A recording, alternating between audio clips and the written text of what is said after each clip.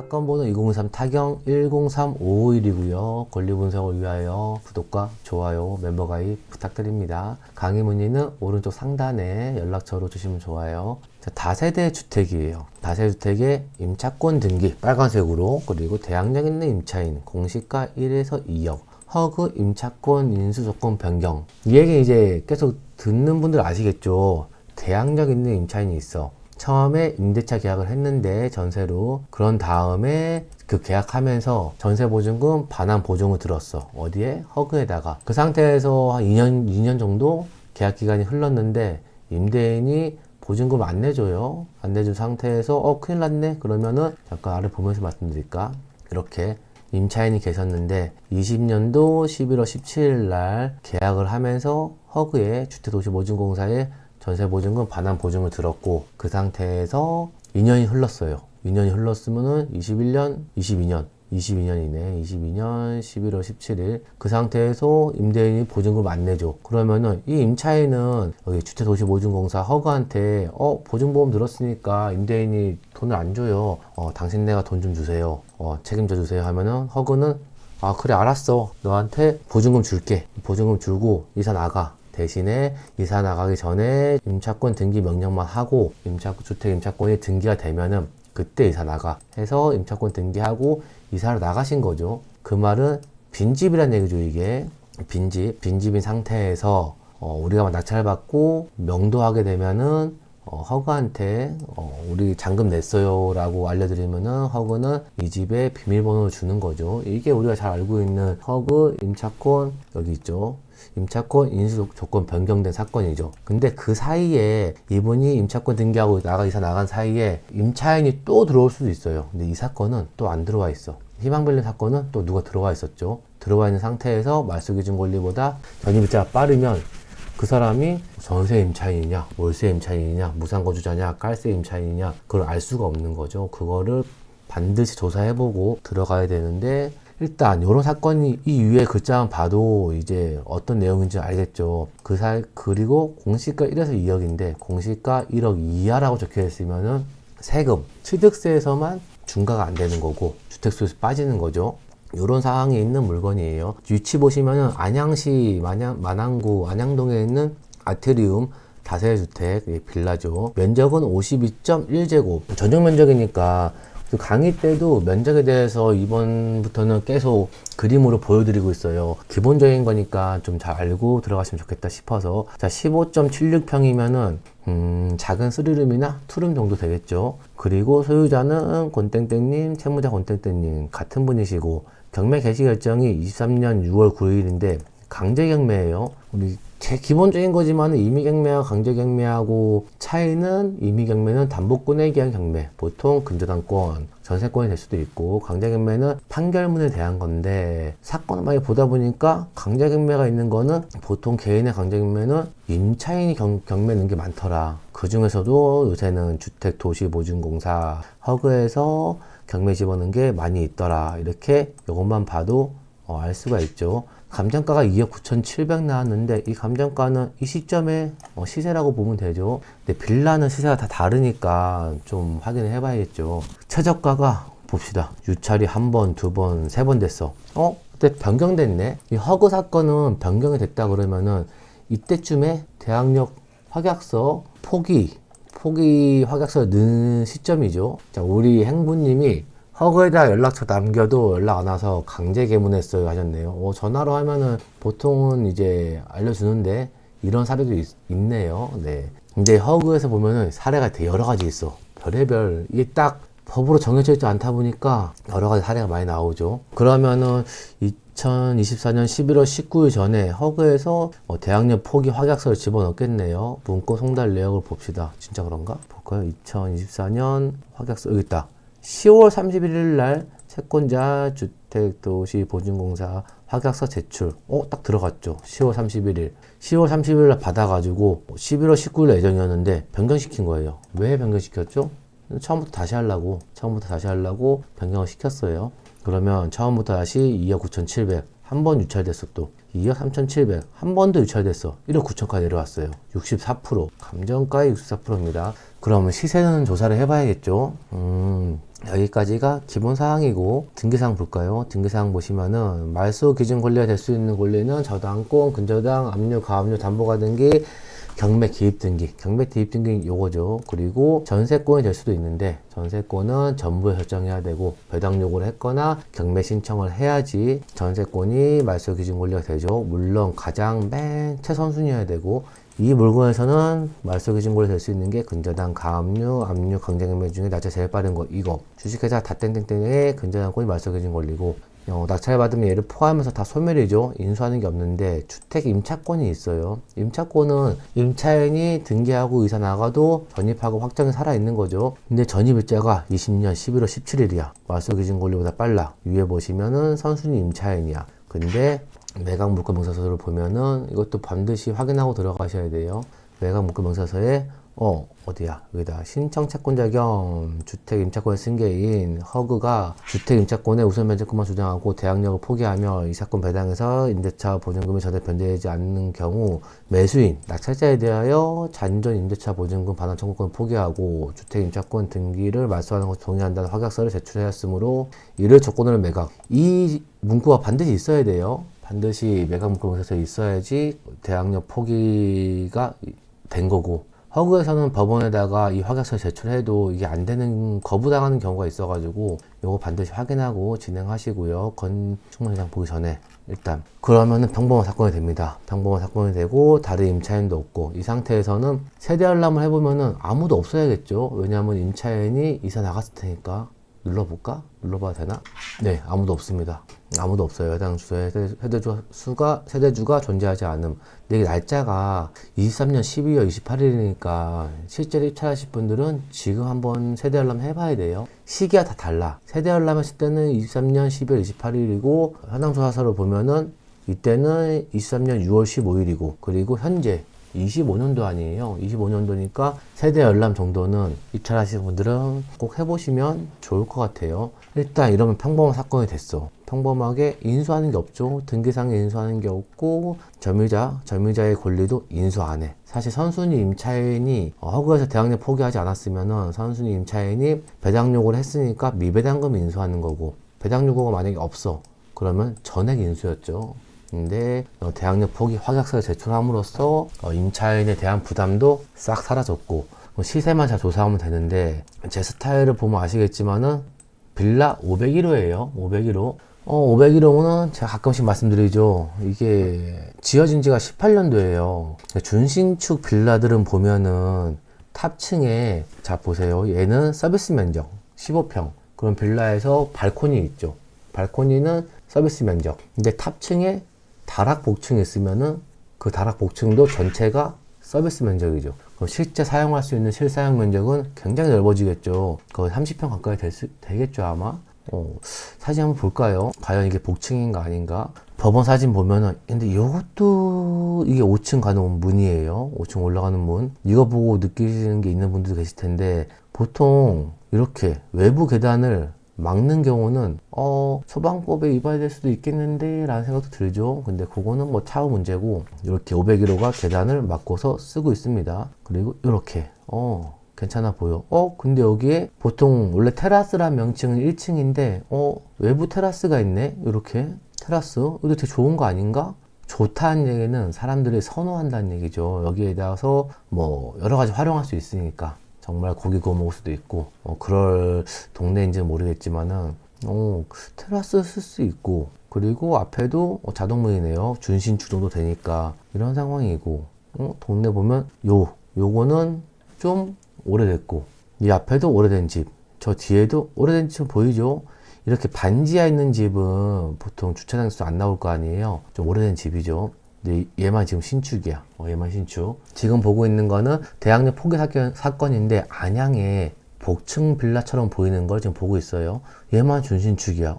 괜찮아 보이지 않나? 준신축. 그리고 사진 볼게요. 계속 자동문. 그리고 우리는 501호니까 맨 탑층이겠죠. 2, 3, 4, 5 이거겠죠 아마. 요거. 근데 여기도 보면은 여기도 뭐가 있어요. 그럼 이게 만약 복층이라 그러면은 요게 보통 복층일 때 튀어나온 것들이 있거든요. 복층이라 그러면 복층에도 테라스가 있네 라는 생각이 들죠. 요렇게 보세요. 사선 모양. 다락은 다락복층은 층고가 낮은 편이잖아요. 1.8m 정도 되는 거 사선을 많이 떨어지고 고야 지붕처럼. 그러면은 요게 우리 물건이고 복층이고 여기 봤을 때 끝에 난간이 있네. 이것처럼 이것 마냥 앞에 테라스에 난간 마냥.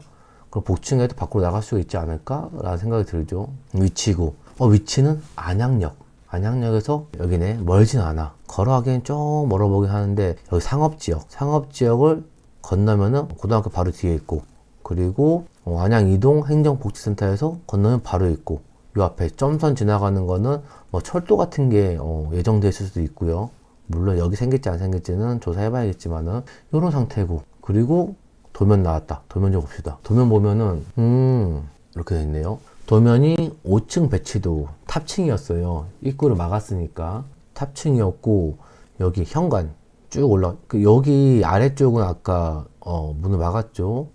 이게 도면상으로 돼 있구나. 이게 되나? 일단 현관 들어가면은 계단이 있고, 그리고 이거 복층을 얘기하는 건가? 아닌데 올라가는 쪽이니까 일단 들어갑시다. 현관 들어가면은 주방, 왼쪽은 거실, 그리고 욕실 있고 다용도실 있고, 그리고 방이 한 개, 두 개, 투룸에 거실, 주방, 욕실 한 개 있는 구조로 되어 있고요. 근데 4층에 요 앞에 테라스가 있죠. 테라스. 이것도 활용도가 좋죠, 테라스는. 그리고 저기 안 돼 있어. 일반 건축물이 아니야. 안 씌웠어요. 요 상태. 그리고 계단이 또 있어. 다락 올라간 계단. 다락 올라가면은 다락층이 있네요. 다락은 나와 있는 게 원래는 난방이 안 돼요. 난방이 안 되고 화장실도 없죠, 원래는. 근데 어떻게 지었는지는 현장 들어가 봐야지 알 수 있겠죠. 보통은 난방 다 해놓으니까. 그리고 여기는 증축금지 5층 지붕. 여기도 테라스가 있어. 그럼 테라스가 두 개 있는 복층 빌라네요. 단지 이제 하부층이, 아래층이 투룸이란 점. 근데 층마다 집이 하나씩 밖에 없어 보여요. 하나씩 밖에 없어, 집이. 굉장히 프라이빗하게 독립적으로 쓸 수 있는 복층 빌라가 될 것 같습니다. 게다가 이 사건은 뭐였죠? 처음에 봤을 때 이 사건은 대학역 포기 확약서가 제출된 사건이에요. 선순위 임차인이 있지만은 2억 1,500. 그 정도. 근데 느낌상 20년도에 전세 보증금이 2억 1,500이야. 시세가 뭐 한 2억 초반이 아닐까? 라는 생각 들죠. 이런 사건을 많이 봤으니까. 그럼 한번 위치 한번 볼게요. 위치를 보면은 위치랑 시세 한번 봅시다. 금액이 좀 더 낮으면 좋겠는데 최저가가 그 정도는 아닌 것 같고. 다울지도 볼까? 다울지도. 자, 이렇게 보시면은 개발정보 여기고요. 이렇게 경강선이 지나가는구나. 여기 경강선 시흥 성남께 지나가고, 그리고 여기는 역세권지구 재개발 정비 구역이 있고, 용도계획 좀 볼까? 상업지역 끼고 하고 있네. 그리고 좀 더 키우면은 안양역. 이 정도 개발되는 거는 뭐 이렇게 인천 2호선도 지나가네. 근데 안양역으로 이어진 거겠죠, 이거. 그렇고 네이버 지도 보면은 역까지는 얼마나 될까? 안양역 1번 출구에서 가면 직선거리 한 700m 좀 안 되고, 걸어가기는 다리 아픈 거리죠, 사실은. 역세권은 500m까지인데 조금 다리 아플 것 같아. 그리고 안양역 1번가가 여기 있죠. 1번가 상업지역이 옛날에는 굉장히 좀 여기 족발도 맛있고, 황금 족발 여기 되게 맛있었는데, 맞을 거예요, 이름이 아마. 황금 족발? 되게 번화했었는데 여기 사시는 분 얘기 들으니까 그저께 조금 많이 죽었다고 하더라고요. 그래도 생활하기에는 불편함이 없지 않을까요? 그리고 앞에 버스가 있어. 지하철역 가려면은 버스 타면은 지하철 앞에 지나가겠죠. 그리고 이 집 앞에 버스가 많네. 빨간 버스 있다. 이 빨간 버스는 어디까지 갈까? 어디까지 갈까요? 여기 사당역까지 가는 버스가 있네. 사당역까지 가는 빨간 버스 있어요. 아무래도 안양이 뭐 위치적으로 좋은 지역이니까 교통은 괜찮아 보여. 학교 봐야겠죠. 그럼 학교는 고등학교, 초등학교, 중학교. 여기 여자 중학교네. 그러면 남자애들은 어디로 가야 되지? 초등학교만 보이는데요. 중학교. 안양공고가 여기구나. 제 아는 후배가 여기 나왔는데 중학교 같이 있나? 중학교는 안 보이네. 길 건너에 있나? 여기는 고등학교 있고, 중학교는 한번 찾아보면 좋을 것 같아요. 요 앞에 한번 볼게요. 요 앞에. 나가서 바로 앞에. 여기는 뭐가 있을까? 여기입니다. 집에서 이 골목으로 나오면은 이렇게 번화한 거리가 있죠. 복지센터도 있고. 따라 들어가 볼까? 이렇게 들어가면 얼마나 걸리나? 쭉 들어가면은 일방통행이에요. 쭉쭉 들어가면 오래된 집들이 많다. 오래된 집이 많고 그린마트도 있고 미용실. 이 집이죠 우리. 이 물건이 경매물건. 맨 위에 집. 단독으로 쓰는 거예요. 단독으로 쓰고 복층이에요. 테라스가 좀 넓어 보이지 않죠. 약간 좁아 보이긴 하는데 얼마나 좁을까? 그리고 주차는 한 대, 두 대, 세 대, 네 대, 다섯 대, 여섯 대, 일곱 대? 이렇게 많이 돼? 집이 한 집, 두 집, 세 집, 네 집, 다섯 집, 여섯 집일까요? 주차는 뭐 부족해 보이지 않는데요. 왜냐면 탑층이 집이 한 개밖에 없으니까. 이 아래층도 한 집밖에 없을 수도 있고. 근데 여기 보면은 가운데 나눠놨죠. 이렇게. 두 집이겠구나, 그러면. 한 집이면 이렇게 쪼개놓을 일이 없으니까. 두 집이겠네. 두 집 정도 될 테고. 그럼 한 집, 두 집, 세 집, 네 집, 다섯, 여섯, 일곱 집. 방금 주차가 일곱 대였죠. 그럼 1대1로 되는 거죠. 하나, 둘, 셋, 넷, 다섯, 여섯, 일곱 대. 이 정도 되지 않을까? 라고 보여주죠. 왜냐하면 이 2층은 거실, 창문, 거실, 화장실 창문 이렇게 돼서 두 집이 아닐까라고 생각을 해본 거고, 물론 임장 가면 바로 알 수가 있죠. 우체통이 있으니까 우체통 보고 집 세대수가 몇 개 있는지 바로 알 수 있는 거고, 대로변까지도 얼마 안 되고 주차도 1대1로 되는 것 같고, 이 옆집 같은 경우는 1대1 안 되죠. 오래된 집이니까 한 집당 주차 한 대가 안 될 거예요. 그리고 골목인데 마트도 바로 옆에 있고, 소형 마트지만은 좀 걸어서 나가면은 생활하기에는 병원도 있고 다 있겠죠. 직접 임장 가보면은 알 텐데. 그리고 그래서 멀지 않은 곳에 700m 거리에 앞에 가면은 안양역 다 가보셨죠? 안양역이 있고, 이 안에도 되게 크죠. 롯데시네마랑 다이소 이런 것도 보이고, 지하 내려가면은 롯데리아도 있고, 롯데리아도 사 먹어봤었는데, 왼쪽 가면은 상업지역, 여기도 상업지역이 있고, 되게 번화했었는데 최근엔 가본 적이 없어가지고 어떨지 모르겠네요. 요 정도 돼요. 그러면 이게 지금 시세가 얼마인지 기억나시나요? 우리 물건 봤을 때 최저가는 1억 9천대였죠. 최저가가 1억 9,080만 원. 그럼 깜짝이야, 지운 줄 알았네. 1억 9,080만 원 빌라. 그리고 안양동 근처에 시세가 얼마 하는지. 그리고 임장 가실 때는 시세를 좀 많이 찾아보고 손품으로, 그리고 가야죠. 부동산 가서 얼마인지 물어봐야지 이게 아니고, 내가 알아볼 만큼 다 알아본 다음에 부동산 가서 좀 확인을 하는 그런 느낌으로 가야 되죠. 우리 물건은 여기 그린마트 다음 집이었으니까 여기인데, 옆집이 얼마일까? 오래된 집이었는데 1억 9,800, 44제곱. 근데 오래됐어. 20년 넘은 집. 우리는 지어진 게 최근 거였죠. 18년식이고, 우리는 6년 좀 넘은 집이고 7년 차. 그럼 다 지우고 한번 그린마트 바로 옆에 요것도 15년 된 집. 2억 2천, 4층인데 2억 2천, 53제곱. 우리는 물건은 52제곱. 근데 복층이야. 단독으로 테라스도 있어. 우리 행부님이 북향인 듯 하셨네요. 네, 그렇죠. 네이버 지도를 봤을 때 이 위쪽이 북쪽이죠. 예, 북향이죠, 이거. 그렇죠. 북, 동, 남북, 동서 이렇게 되어 있는 거죠. 잘 보셨어요. 비슷한 면적이 있는 게 4층이 테라스, 이런 식으로 우리 테라스 있는 거죠. 이런 게 2억 2천. 근데 얘는 복층이 아니에요. 그리고 지어진 지가 12년도, 6년 더 됐어. 우리 그 경매물건보다. 옆집이니까 옆에 집이니까 거리별로 잠깐 볼까? 어떤 상태인지. 이거네요.